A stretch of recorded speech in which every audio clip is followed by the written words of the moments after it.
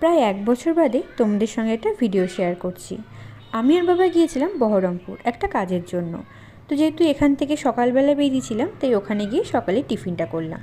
আর এই জগন্নাথ মন্দিরে আমাদের কাজ ছিল, তার জন্য পিসিরাও গিয়েছিল। তাই দাদাকে বললাম যে একটু মন্দিরের আশেপাশে একটু ঘুরে আসি। তো মন্দিরের পাশেই ছিল এই সদর হসপিটালটা, যেটা কিনা একজনকে জিজ্ঞেস করাতে বলল যে 10 বছর ধরে নাকি বন্ধ হয়ে পড়ে আছে। আর এরকম কোনো পরিত্যক্ত জায়গা দেখলে আমার এখানে কিউরিওসিটি হয় যে এই জায়গাটা হন্টেড হবে কি না। কিন্তু দাদা বলল নাকি 10-12 বছরের পরিত্যক্ত কোনো জায়গাতে নাকি ভূত থাকে না, সেটা নাকি 50 থেকে 100 বছরের পরিত্যক্ত জায়গা হতে হবে, তবেই নাকি সেখানে ভূত থাকে।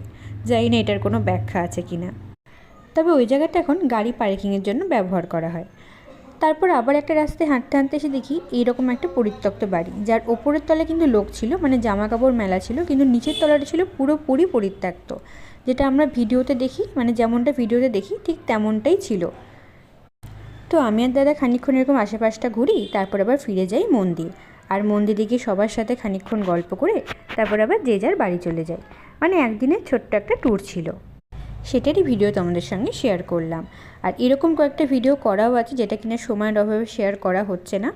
তো চেষ্টা করব সপ্তাহে একটা হলেও তোমাদের সঙ্গে ভিডিও শেয়ার